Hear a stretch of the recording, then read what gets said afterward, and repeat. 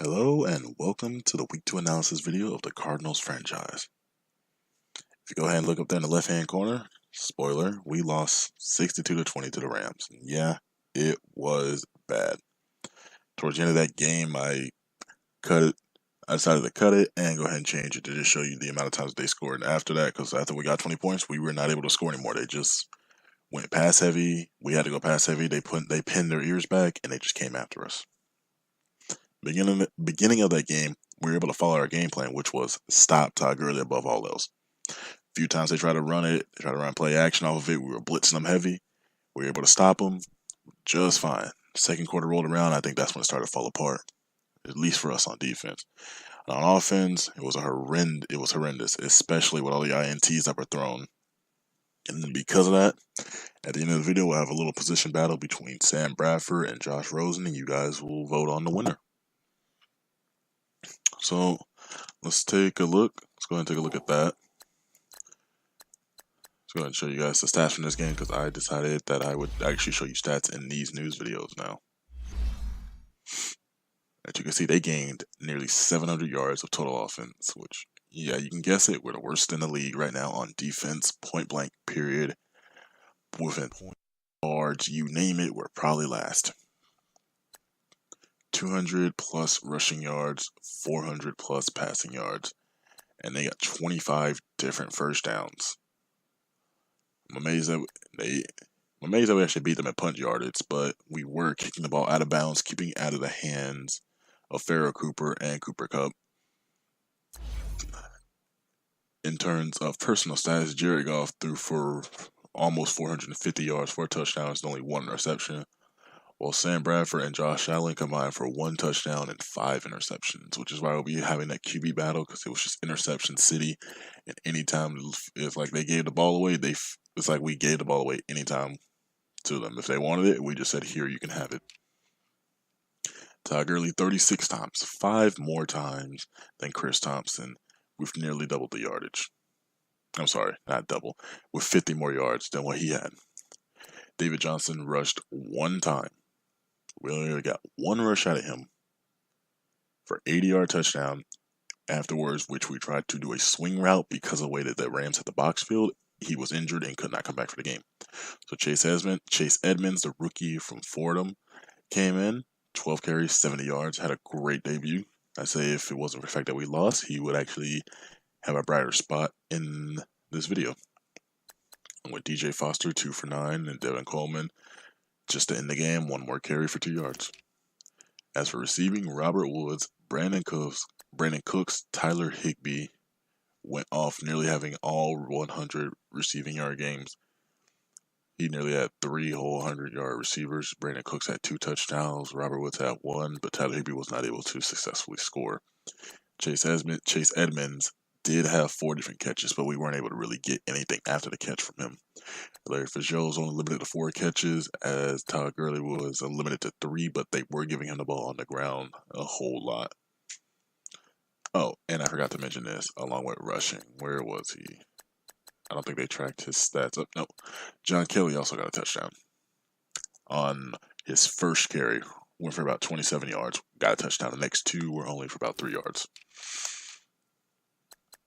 As for, I'm going to break this up now for the Cardinals. As you can see, Chad Williams is coming in now, getting more playing time coming in from Grambling State. I'm not trying to phase out Larry Fitzgerald, but that is what's happening, although he is playing a lot more of our slot role than our outside role, just because of the speed diminishing. Kind of want him to be closer, and we're trying to get in the ball as much as we can, but we're not able to score in the air. In terms of blocking, Mike Iupati was the only one to get the sack that it actually tracked. We were sacked a few times, and I think that was more because of the amount of zone blitzes they were running or us getting outside the pocket and just giving it up for the defense. Now, the 1 interception, we're going to start there. 1 interception came from Patrick Peterson in the back of the end zone. We were finally able to get pressure on Jared Goff. About 3rd, 4th quarter, finally got that pressure, but it did not amount to much because Sam Bradford gave it right back, throwing interception deep to John Johnson when he had a swing route or a quick screen open that no one had covered with at least 20 yards of grass in front of them. But Leading the team in total tackles, I had to go to Deion Buchanan, who was all over the place, along with Hassan Riddick. We're able to keep our safeties kind of less than our linebackers. I mean, our linebackers were flying around the field whenever they could, but there are times, especially on one play where Todd Gurley went for about 70 yards, where I saw three different people try to tackle him, and they all just bounced off as if he was just a balloon, just rubber banding right off of this guy.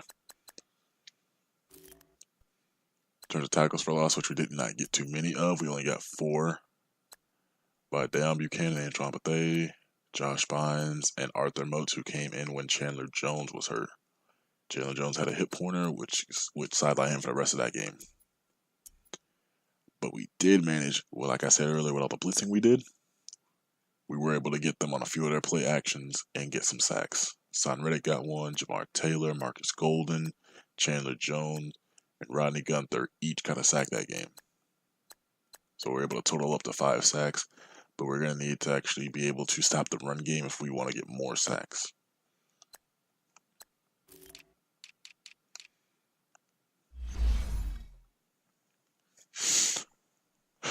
Before we go and look around the rest of the league, which I'll make this announcement while I'm making you guys, while I'm showing you how the rest of the league went. Next video, I think we'll be facing the Chicago Bears, and that team is going to be a team that is going to be a tough one to stop. We're playing a lot of base defense this week, more or less because of what happened last week. We tried to match the Rams in personnel, which means they came out at 3 receivers. We tried to put 3 DBs on the field, and since we run a 4-3, that ended up taking one of our linebackers out, which could have helped our run defense a little bit better. Which we played a lot of base early against them, and that is what was stopping the run. We held them to 20 yards all the way up until I think the end of the first quarter, when that's when we tried to match them because of their passing game, and they started running all over us, and that's when he got to 200 yards. So we're not going to try and match them. We're going to be focusing on stopping this run. We want to make Mitch Trubisky beat us with his arm. Now, Chicago only has 210 rushing yards as a team on only 43 attempts, which they're not a run-heavy team. They have 405 yards. That's just Mr. Trubisky himself. 405 yards passing the entire season so far in these 2 games. I feel if we could take away that run game, make them a little bit one-dimensional, we'll be able to pin our ears back, force them to pass the ball. We can actually drop into a little lighter defenses and get this pass rush going. See if we can get Chandler Jones, Marcus Golden, maybe Rob Kenichi in there and actually get some sacks going. As for our offense, we actually started off good. We ran the ball pretty effectively right up until David Johnson got hurt. At that point, that's kind of when that run game took a dive. Jesus, Minnesota destroyed Green Bay. All right, then. That's about when things went south. As you can see, I'm about to go into this Patriot game real quick. Patriots defeat the Jacksonville Jaguars. It's kind of a few blowouts, a few close games.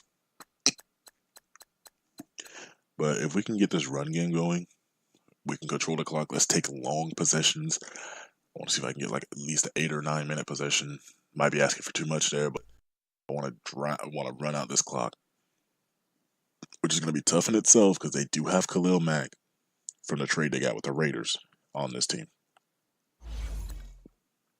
It's already going to make it tough, and then if we allow him to get off his pass rush, it's going to be a long day, and it might be even worse than what the Rams did to us, and we can't really afford to be having that. If it was another game like that, then we're already going to be looking at Steve Wilks, the head coach, being on the hot seat, and he's going to have to turn it around. And it's only going to be 3 games into the season. He managed to call a good enough game to beat the Redskins, but could not find a way to crack that Rams defense. As we're going to go and take a look at the Bears depth chart. Right now, again, if there's no injury bug that's going around, Mr. Trubisky will be starting, along with Jordan Howard, Tariq Cohen, Benny Cunningham will be the 3 backs. I expect to see a good amount of I formation this week. I expect them to be running the ball just not a whole bunch, but when they do run the ball, I expect them to show it. I don't expect too much 3-wide receiver stuff. And running the ball, if they go 3-wide receiver, that might be the only time I actually try to match them. Like I said, I am going to play a ton of base defense. I don't want to have this run game take over. and then beat us down, and then they can do whatever they want. Want to make them one-dimensional? We want to take this away. Now, though we might not have the defensive personnel to do so, that's another story where scheme's going to come into play. And I expect them, with the amount of running that we're going to do, they're also going to be playing a bunch of base defense. So if we can get our run game somewhat decent, I want to be able to hit these guys with play action, but I don't want to do anything too deep. Why don't I want to do anything too deep? Because there is speed along with power, and I'm not gonna have the time. Well, not me, Sam Bradford or Josh Rosen, depending on who wins, is not gonna have the time to be able to throw the ball deep. They're not gonna be able to load it up and chuck that thing deep. You're gonna have Khalil Mack come out the edge and get us, Leonard Floyd come out the edge, or Akeem Nicks in the middle completely ruin our game. Not to mention the cornerbacks, who still, even though Prince Mukamara is on his 8th year, still has good speed to him, good acceleration, which means that he should be able to keep up. And if you look at his press, 80 press, he should be pressing just about everybody at the line. Kyle Fuller in his 5th year out of Virginia Tech, still a formidable corner, and his brother Kendall Fuller on the Chiefs is doing just fine, along with Bryce Callahan and Marcus Cooper Sr. and Kevin Tolver at LSU. Another reason why I don't want to throw deep, Eddie Jackson and Adrian Amos. Those two can fly around the field. And that is what is going to be messing with us the entire time. It's going to be short dinks and dives, and hopefully not have Roquan Smith sitting there waiting to pick it off. And if the front 3 don't get us, those 3 defensive linemen, it's going to be Roquan Smith or Khalil Mack that's going to be trying to get us. So let's see if we can limit the amount that these guys actually get in there and start trying to mess up our game. We need to get a win this week. We need to get back into that win column. Although it's probably not something too big. We're only 1-1, 2 weeks into the season. We need to figure out a way on defense to stop this. If we can figure out something on defense. I know I'm harping too much on the defense, but we have a defensive-minded coach in Steve Wilkes, who used to be the D coordinator of the Panthers. If he can't even turn his defense around, then there's going to be something that needs to change. Whether it's the head coach, DC, OC, something's going to have to change. But you see, Khalil Mack, I expect him to be coming off the edge a lot, along with Leonard Floyd. And it's going to be Akeem Hicks, Eddie Goldman, and Jonathan Bullard on the inside. It's no Aaron Donald this week, who we managed to keep out of our game. He did get a few tackles and a sack. And it wasn't that bad, but he did manage to run our game a little bit. Roquan Smith and Dan Trevetta will both be on the inside during all their pass plays, and if not every play of the game. And that is the Bears team.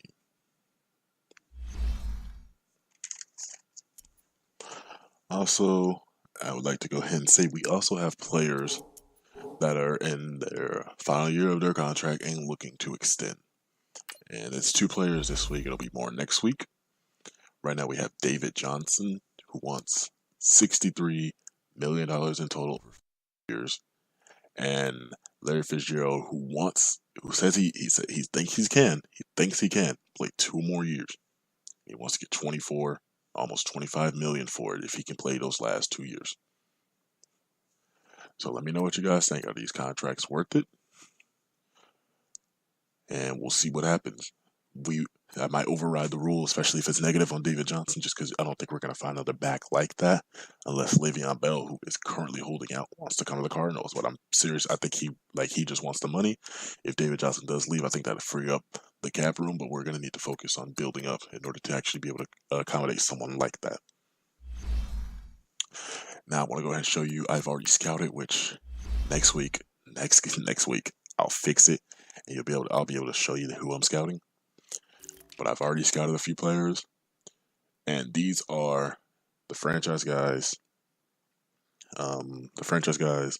Draft class, which matched the roster. You notice everybody else has a lower overall. It's supposed to reflect how real it is. So we have Derek Brown out of Auburn, looking to help our running game. Trey Lamar looking to help out in the linebacking core, because we have a older middle linebacker. We have a young linebacker, Hassan Reddick, and I do not know about Deion Buchanan staying. That's all going to depend on his play. Looking at three offensive linemen. I'm sorry, right there. Looking at three offensive linemen in order to see if we can shore up and help out our quarterback. And we're looking at another middle linebacker in the third round, Devin Bush out of Michigan.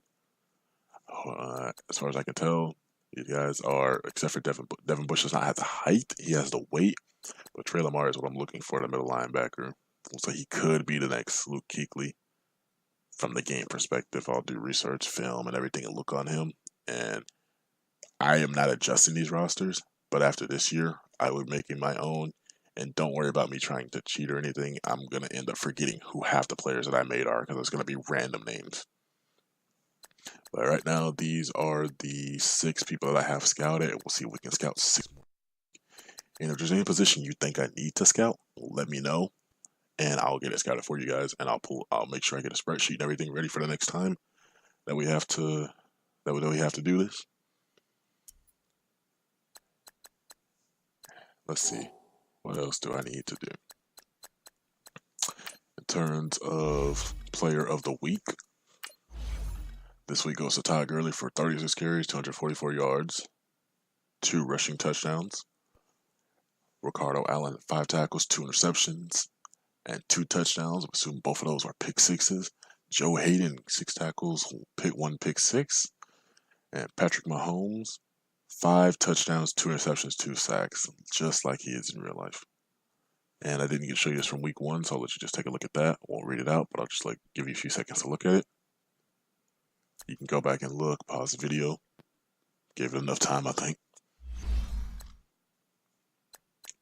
And just because it was Todd Gurley and the Rams, I will not be adjusting any run formation, any running sliders, any passing sliders. I think that might come if the same thing happens with this game against the Bears. And right now, if we take a look at standings, the Texans at 2-0, Vikings 2-0, Dolphins, Bengals, Chargers, Cowboys, Eagles, Rams, Seahawks, and Saints all 2-0. While us, the Patriots, the Falcons, the Broncos, Chiefs, Bears, Steelers, Ravens, Jets, Lions, Redskins, and Jaguars are 1-1, with the rest coming up being all 0-2. Which the Panthers and Packers being 0-2 a little bit of a shocker. I wonder what's going to become of Mike McCarthy if he cannot turn that around. We're picked to go 8-8 this year. Right now we're 1-1, so I think Steve Wilkes is actually on track to be able to have a season like what is supposed to be happening. But now I'm going to cut over and make sure that you guys see this quarterback battle. Might be 2 or 3 minutes of actual gameplay. I'm going to throw on like a little instrumental song that you guys can listen to while watching. And I'll come in and say what I need to say at the end of the video. So for right now, let's get over and I'll see you guys in a bit.